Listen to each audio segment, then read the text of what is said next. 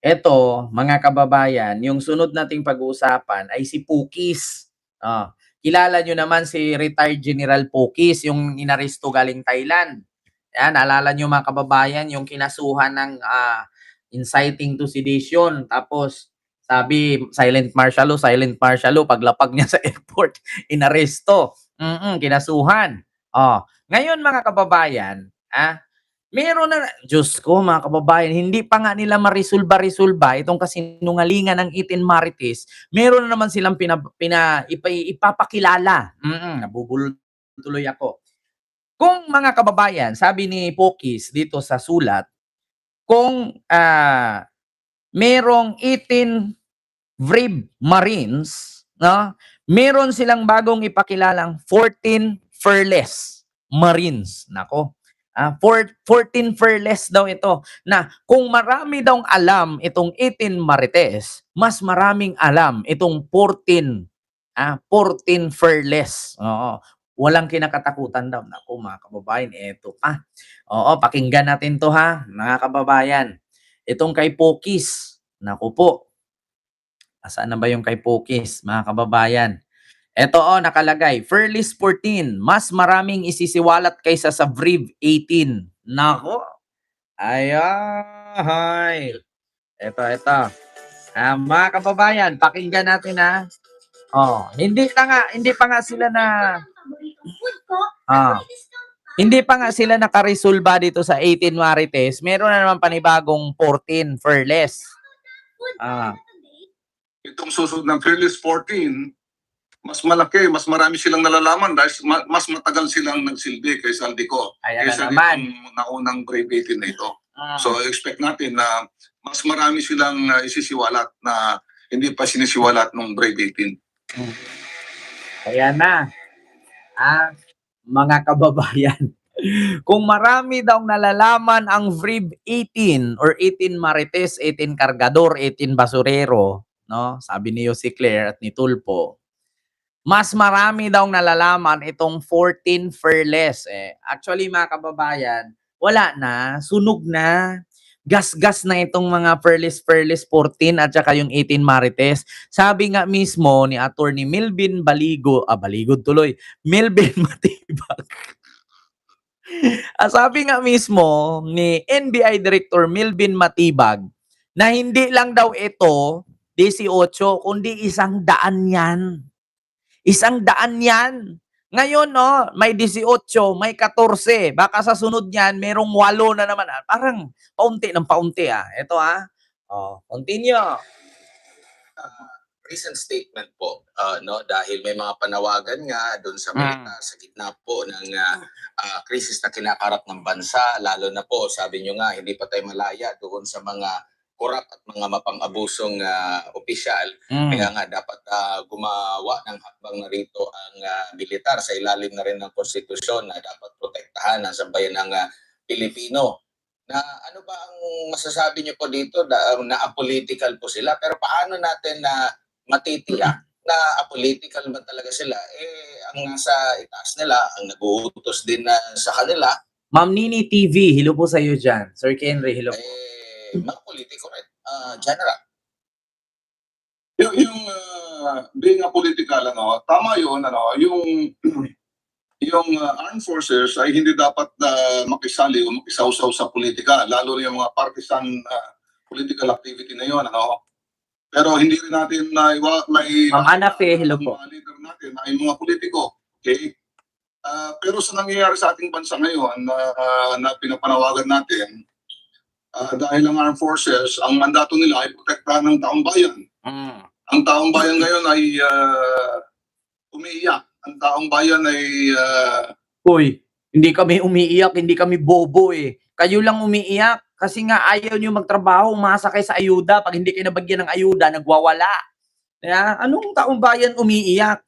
Hindi naman kami bobo, hindi naman kami tanga. Magtrabaho kasi kayo, ba't kasi kayo umaasa sa gobyerno? Diyos ko naman. Diba? Continue. Humingi ng tulong sa kanilang mga sundalo, diba? Na tulungan sila na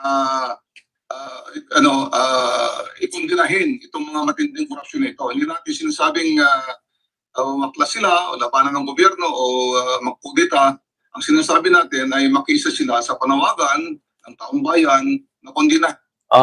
Hindi daw nila ini-encourage na magkudita or mag-aklas. Pero ang panawagan nila ay makiisa. So anong gagawin doon sa makiisa? Manggugulo rin naman. Parang walang pinagkaiba. Alam nyo, sa mga nanunood dito, ginagawang tanga yung mga manunood. Bakit?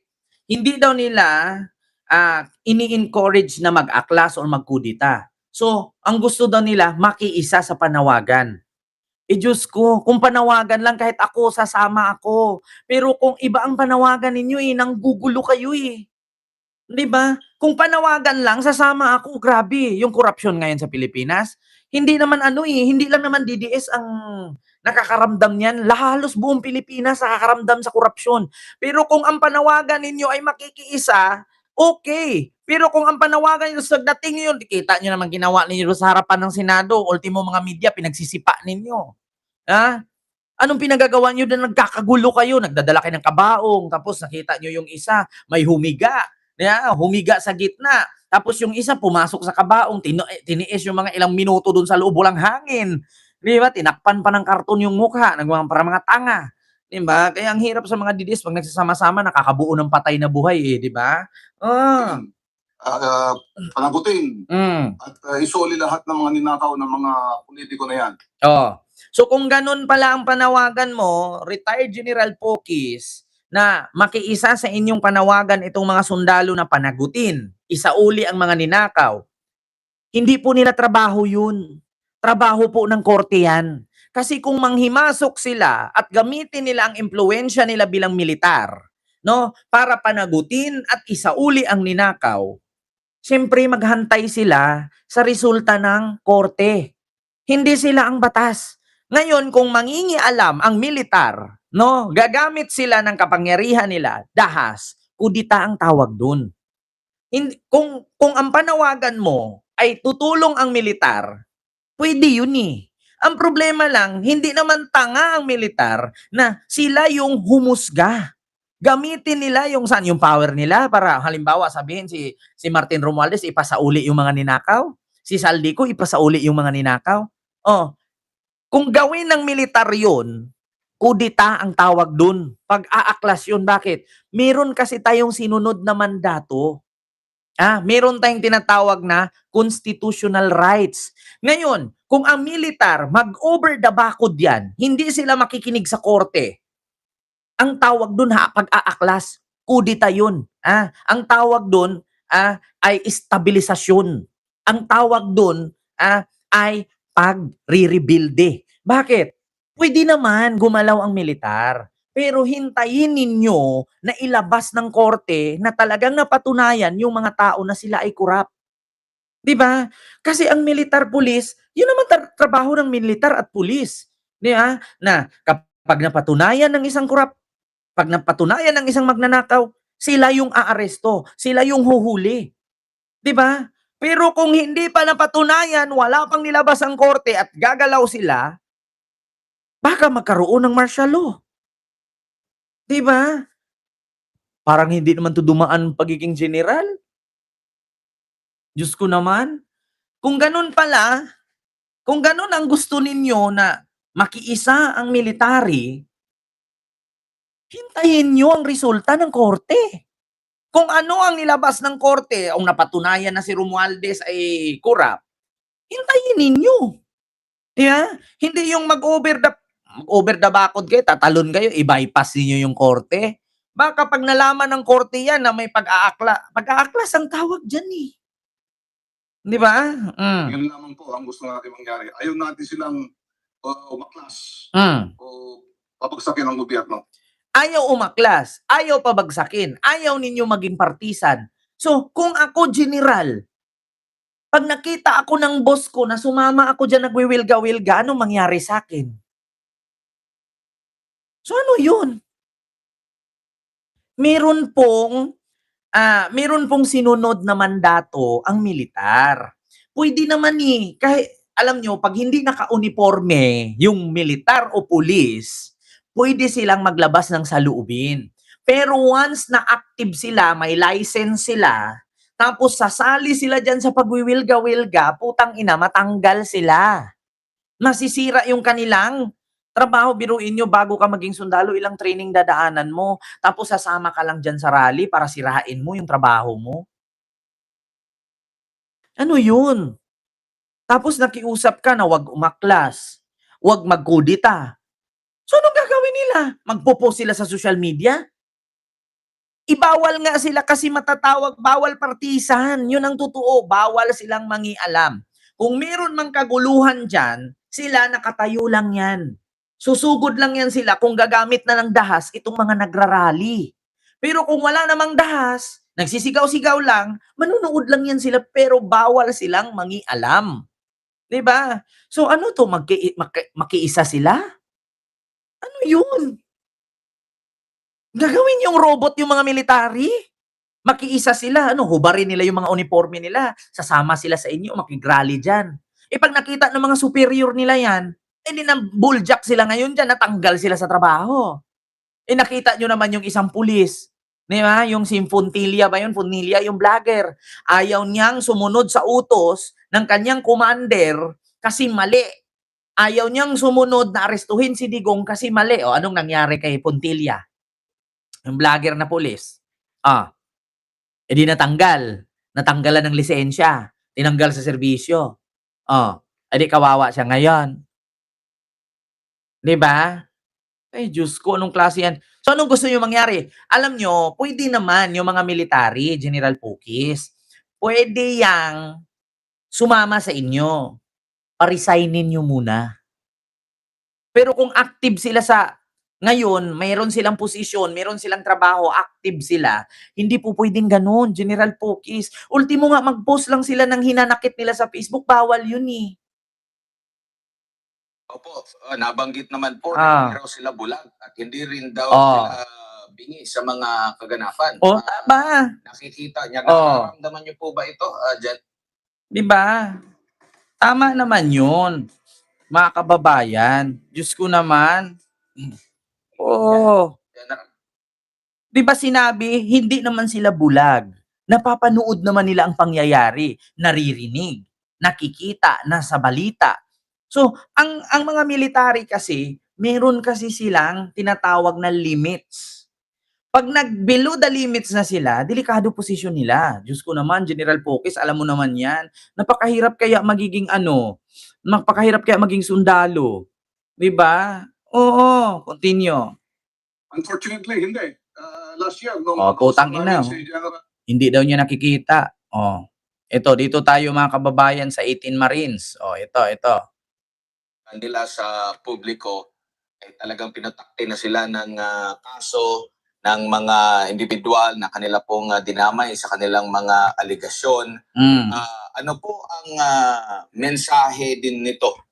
Lalo na po ngayong panahon po ng kalayaan, may mga ganito pa rin po na talagang pinaninindigan. Kasi pwede namang, sabi nga ng iba, pwede namang tumahimik na lang kasi hindi basta-basta yung kanilang magiging kalaban, gobyerno. At napakaraming mga taga-gobyerno ang kanilang mga pinangalan na di umano'y tumanggap ng maleta na may lamang pera. Tama yan, itong ating mga dating sundalo, yung 18 former soldiers o Brave 18 kung tawagin, ay mga taong nagsasakripisyo, okay? Ano sila, malaking nila na kapahamakan ang ginagawa nila, no? Na kalabanin at magsubbong ng mga manualya, hindi lamang mga milyon-milyon, pati mga bilyon-bilyong pera na ninanakaw sa tambayan. So dapat, pinaparangalan pa nga sila eh. Dahil nga yung ginagawa nila na yan ay malaking kapahamakan sa kanila at sa kanilang pamilya. Wala silang mapapala dyan eh. So ganyan din sa amin, sa United People's Initiative, kami mga retired na. Diba, Ma'am Ashley Kate, nakita niyo yung pulis, naglabas siya ng kanyang saluubin, nagsalita siya, di ba natanggal siya sa serbisyo. Kaya ang mga military, sinabi na ng military, napanood nila, alam nila, nakita nila. Bakit niyo pipilitin? May mga trabaho yung tao, eh. Sisirain niyo po yung buhay nila, gaganda na ng mga trabaho nila, sundalo na sila, tapos idadamay niyo pa. Mga thunders na kasi kayo. Dapat ito nga, katulad kay Pokis, nagpa-farm na lang dapat 'to, eh. Nag-aalaga ng baboy, baka, kambing, Jurassic, kabayo, oh, 'di ba? Oh, mag-alaga ka diyan ng ano, dinosaur, oh. 'Di ba ang ganda ng buhay? Tapos ito pa, yung itong Brave 18 daw, kung marami daw itong nalalaman, mas maraming nalalaman yung 14 Fearless, 'di ba, Sir Bien? Oo. Dapat naman nananahimik na lang kami, nag-aalala ng apo. Pero bakit? Oh, 'di ba? Kasi mahal Oh, 'di namin ba, nanahimik na lang daw, nag-alaga ng apo. Ako nga nag-alaga ng baboy, kambing, Jurassic, dinosaur, 'di ba, anaconda. Oh, 'di mas mapabuti. ang ating bayan. Oo. Nakikita natin nagdurusa yung ating mga kababayan, marami naghihirap. Tapos maraming mga nananamantala, maraming nagpapayaman. Marami daw naghihirap. Di ako naniniwala niyan, General. Oo. Bakit? Saan ka nakakitang naghihirap tapos nakakapunta nga sa rally? Biruin mo galing Mindanao, pupunta ka lang ng Maynila para mag-rally. O, paano mo nasabing mahirap? Sige nga, ito sabi marami daw nga kababayan naghihirap. O, siyempre sabihin natin mga DDS 'yon. Kasi mga DDS reklamador 'yan, eh. Oh, so paano mo nasasabing maghihirap? Galing Mindanao, pupunta pa ng harap ng Senado magra-rally. Oh, paano nangyari yung naghirap? Magkano pamasahe from Manila to Mindanao? Sa ngayon 10,000, balikan 20,000. Ilan sila? Tapos sabihin naghirap? Eh kung unahin mo yung pag-rally diyan, gagastos ka ng 10,000, balikan 20,000, ibili mo na lang ng bigas.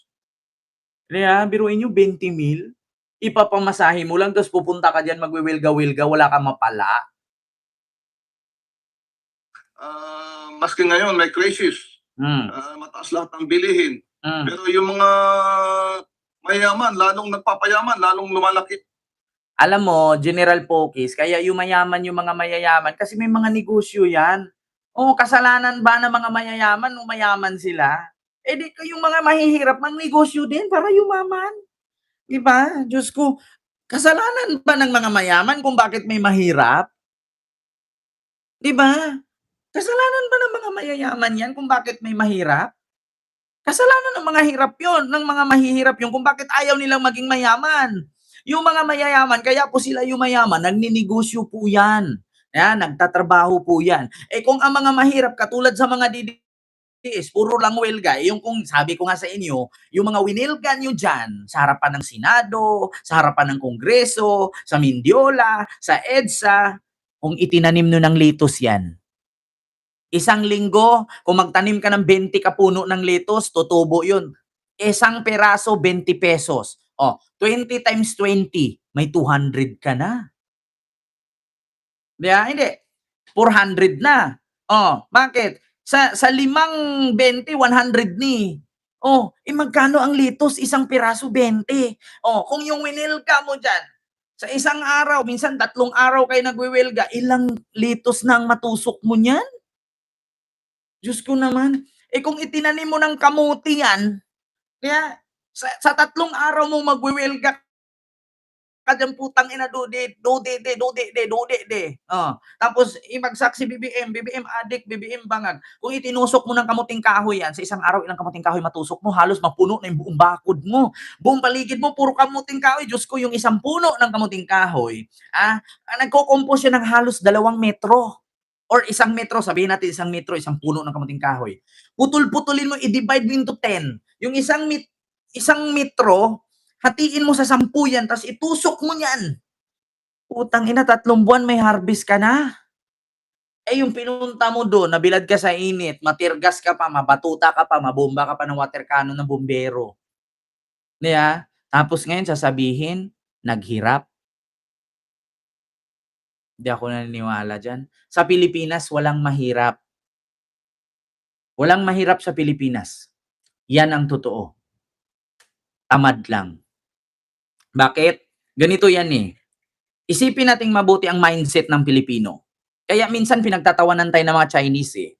Isipin nating mabuti ang mindset ng mga Pilipino. Wala kang trabaho, tambay, magjowa. Pag ang jowa na buntis, susundan pa ng isa, susundan pa ng isa. Wala na ngang trabaho, tambay, nagjowa na, nagbuntis pa. Tapos pag nagutom, sisihin gobyerno. 'Di ba? Totoo 'yan. hindi nakapagtapos sa trabaho, ay hindi nakapagtapos sa pag-aral, walang trabaho, tambay, tapos nagnakaw pa, magsasyabu pa. Oh, 'pag nakulong sisihin gobyerno. Dapat nga sa susunod na maging presidente natin ipagbawal na ang tambay, eh. Kapag tambay ka, ikulong. Dapat ganyan ang mandato, eh. Kailangan walang tambay, 'pag may tambay, kulong. 'Di ba? Alam niyo dito lang sa Pilipinas ganyan, eh, sa ibang bansa, punta kayo ng sabihin natin Vietnam, Thailand. Alam niyo yung mga kabataan dun na mga hindi na nag-aaral or hindi nakapag-aral, alam mo ang ginawa, nagtitinda ng kwek-kwek, nagtitinda ng mga pritong salagubang, yan, nagtitinda ng bugok na itlog, nagtitinda ng mga palaka, yan, nagtitinda ng karning sawa, nagtitinda ng isda. Walang tambay na ganyan sa Pilipinas na Diyos ko naman, batugan. Either kung meron mang mga mahihirap sa probinsya pero ang kikinis. Bakit?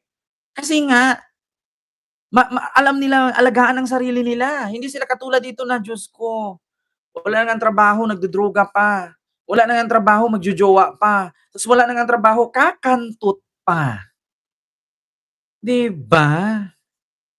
Sa Pilipinas walang mahirap, pero marami tamad. Yan ang totoo. Gusto kasi dito sa Pilipinas, eh, easy money. Kailangan may kamag-anak ka sa abroad, padalhan ka buwan-buwan. Tapos yung kamag-anak naman na pinadalhan sa Pilipinas buwan-buwan, putang ina, gala dito, gala doon, Jollibee dito, Jollibee doon, shopping dito, shopping doon. Tapos, pag namatay yung nasa abroad, nga.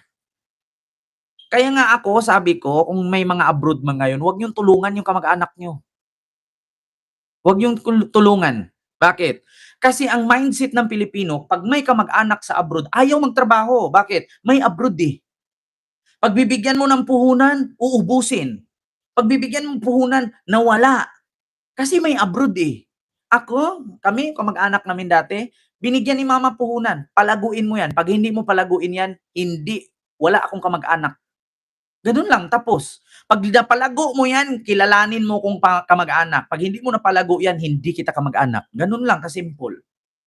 Kasi ang hirap, eh. Ultimo nga, malunggay, hihingiin pa, araw-araw, halos dumadaan, malunggay. Pwede ba kumuha ka ng sanga, itusok mo sa inyo? 'Di ba? Hindi naman rason yan, eh. Kaya ang daming Pilipino naging tamad nung panahon ni Digong, eh.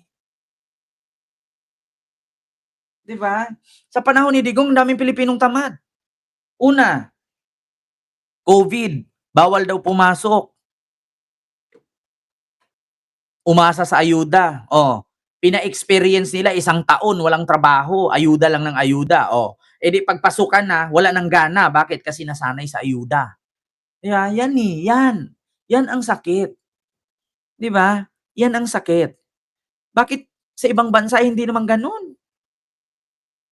'Di ba? Ang pera nila pagka ganitong may krisis, dahil naman talaga sila. Ngayon, itong mga sundalo natin, at yung mga iba pa na lumalabas para kundinahin ito, ay imbes na palakpakan o parangalan, ay lalong kinukundina. Lalong-lala, siyempre, ng mga taong kanilang sinasangkot sa matinding korupsyon ito. Yun ang masakit dito. Ano nangyayari sa ating bayan? Hindi naman sila kinukundina. Alam nyo, ganito lang yan, General Pokis. Hindi naman actually itong 18 Marines pong lumabas to at pabago sila lumabas, nagsampa sila ng kaso.